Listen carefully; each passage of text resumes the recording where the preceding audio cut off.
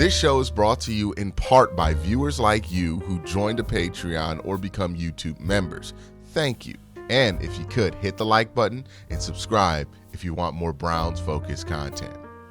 2025 is a very sneaky year for a lot of the main brass of the Browns organization. I talked about this last offseason being the foundation for how we will forever judge Andrew Berry going forward, right? Like, it's not going to determine, it's not like one of these things where we're going to know at the end of the offseason how we feel about Andrew Berry. But everything we end up talking about Andrew Berry that defines his legacy will have its roots placed in this offseason. Getting Myles Garrett back when he requested a trade, how that situation has been handled. Right now, we feel like it's at a good place, but we can find out more information in the future that makes us not feel great about how that went down. There's a lot that went down. The 5th pick in the draft, the trade with Travis Hunter. These all have moves that are so influential to what the Browns' future and ability to recover from the Deshaun Watson trade are going to be, that we're going to look at it to determine whether, like, Andrew dug himself out this hole. Because if he does dig himself out this hole successfully, which there is a good shot that it could happen, good shot that it doesn't, we're going to look back and say, hey, look, I know the whole Watson thing, but Jimmy Haslam took credit for that. Look what he did in this round. Let's imagine that Mason Graham is a all-pro, and so is Quincy Junkins. And they were like, he got 2 all-pros. The Browns won X amount of games over the last 4 years, and we're doing much better. Or one of these quarterbacks hits, and that thrust us into a new era of competitiveness. And all of a sudden, we're looking at Andrew Berry as the greatest Browns GM ever. It could swing violently either way, but we're going to look back at 2025 for a guy like Andrew Berry and say to ourselves, this is where it either started or ended. Now, the same thing I think is true of Kevin Stefanski this year. Kevin has won 2 Coaches of the Year awards, so he is a bit more credentialed than Andrew Berry, right? So, he's going to have more of a runway to screw up than Andrew is. He's the guy that nobody ever thought was involved with the Deshaun Watson trade. Like, at any point, nobody was like, yeah, that looked like a Kevin thing to me.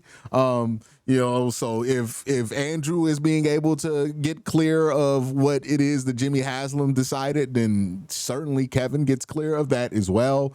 I think Kevin is the guy who probably has the best reputation amongst the league. My bad. When I bring on guests who cover other teams to talk about the Cleveland Browns, there are 2 things they talk about that they know for sure. Myles Garrett's really good, and they think Cleveland has a good coach.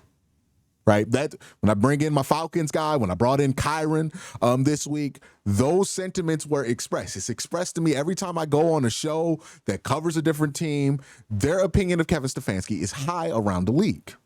And it's not just people who do podcasts and shows that feel this way. It's also people who are in the league who feel this way about Kevin Stefanski. So he does have a more sterling reputation than anybody else in the NFL, mainly because he did not get touched with the whole Deshaun Watson thing at any point of it.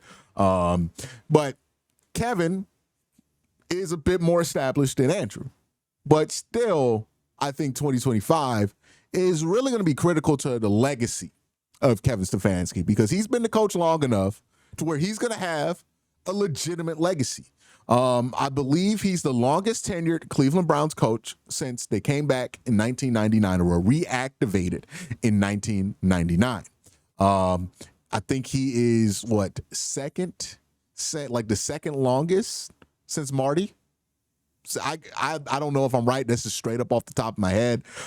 Barry Shuck, if you're watching this video, please fact check me on that one. But he has been around long enough to where he's not one of these Mike Pettins who came and went and we just kind of remember, or it's kind of a flex to remember that Rob Chudzinski was the head coach of the Cleveland Browns for a year. He's not trivia. The Kevin Stefanski era is lasting, will last at least 5 seasons, probably much longer than that. And that means that Kevin Stefanski is going to have a legacy in Cleveland. And right now, it's a bit up in the air, right? He's been here 4 seasons. 2 of those seasons, he won Coach of the Year. The Browns won 10-plus games, and they made the playoffs. They even won a playoff game one of those times, right, which this franchise had done for the first time since 1999, since 1994, my bad. I think that was the last time the Browns had won a playoff game. It was with Vinny Testaverde as their quarterback, and that's an old name for me to remember. I can't imagine if you're younger than me, you would know who Vinny Testaverde is, but that's how long ago it was. So he's definitely accomplished stuff. Also, during this tenure, during this 5 years that he's been the coach, my bad, not 4, right? 2 successful seasons. 1 season that came in at about 500 in 2021. He was like 8-9. And in a very, very disappointing 6-10 season in 2022, which kind of gets excused because you use half that season to knock the rust off of Deshaun Watson. And then last year where you won 3 games, right? And you can also blame a lot of that on the drain that Deshaun Watson was.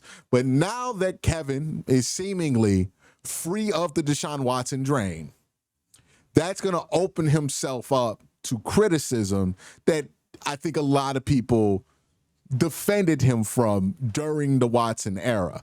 What Kevin needs to do this season to make sure that his legacy is a positive one. He doesn't have to win a ton of games. I don't think anybody's expecting the Browns to be a serious playoff team this year. But I think everybody watching this channel at least would be thrilled if the Browns were a playoff team. No notes, right, at that point, because we're not expecting it at all. But what Kevin does need to do is establish a floor. No, we don't have to make the playoffs this year, but dude, we should not be a 3-win team again.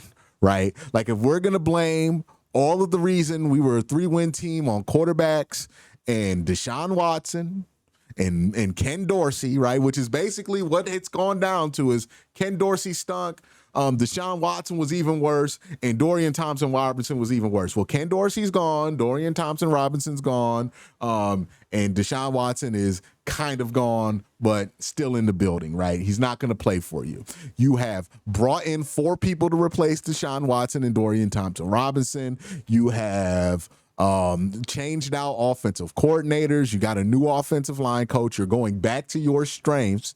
And what that means is that if we're going to go back to Kevin Stefanski's strengths, and that's supposed to be a strength of this team, I think you got to establish a floor. You got to be at worst a 6-win football team. More than likely, we're talking about 7 to 9 wins, right? Like you feel like you have a good coach, but it wasn't your year when you win 7, 8, 9 games, right? And I think that's what Kevin has to establish. He has to establish a floor. Great coaches have floors. Now, is it enough to go over 500 every year? I know Mike Tomlin has done that, but you know, that also comes down to like field goal kicking and everything else. I don't know if he needs to go 500 every year in order to establish you have a floor, but don't fall below 6, right? Like you should win 6 wins every year. If you have a good coach in the NFL, at least 6 wins is where you should go. Maybe a one-off bad 3-win season because things just compounded on each other. But if things are going relatively normal, you're not injured to all high hell, you should always be a 6-win team at worst. So Kevin has to establish a floor, and I think also this season reestablish an identity. Not the reason the Browns were such a terrible watch last year was because this team had no identity on top of being pathetic, right? And it's one thing to not be a good football team, but there have been bad Browns teams before that fans have fond enough memories of, right? Didn't hate watching them every week. That was not that 3-win team last year. That team was brutal to watch. And a lot of the reason they were brutal to watch was because they had no identity. It didn't feel like the team was tough. It didn't feel like that team was bringing anything to the table other than mediocrity, right? So if you're Kevin, you need to establish a identity again, right? If you're going to play smash mouth football and you're going to go out swinging, playing smash mouth football, I think Browns fans would be okay with that, right? If you end this season and you're a couple of field goal misses away from being a 9 or an 8-win team, but it's clear that this team played really tough physical football, and you got a lot of 1-point wins and losses in there, right? So your point differential is not atrocious. You're not getting blown out every week. You're giving guys scares, maybe a couple of upsets in there. I think people are going to be pretty happy with that, right? I think people want to know that people respect the Browns. And last year was not a season where people felt like the Browns were worthy of respect. You want to feel like this is a respectable football team. You cannot look past us. That's when Browns fans get the most angry, when they feel like they have a football team that people can just sleep on and beat, right? So, yeah. That's a huge part of it. Like, you want to never feel like the Browns are just this easy dub to get over. You want to be a tough team to beat. Think what the Colts have been with Shane Steichen over the last couple of years, right? What the Steelers are usually is they're these like tough teams to beat. Like, yeah, they're not that good, but they're really tough to beat. They're going to give you a good game, and they're going to play really hard. And if they lose, it's because they just didn't have it talent-wise, or they just don't got it offensively, or whatever it is. But it's not because you don't feel like they're trying to win these games, right? That's a huge part of what you have to reestablish if you're Kevin Stefanski. An identity and a cohesive culture. You want to feel like this is a good place for you to draft and develop talent. Now, here's the interesting question, too. Can Kevin win his third Coach of the Year? Like, it's possible he could win his third Coach of the Year. I wouldn't think it's wild other than the fact that it'd be his third one and he has one playoff game.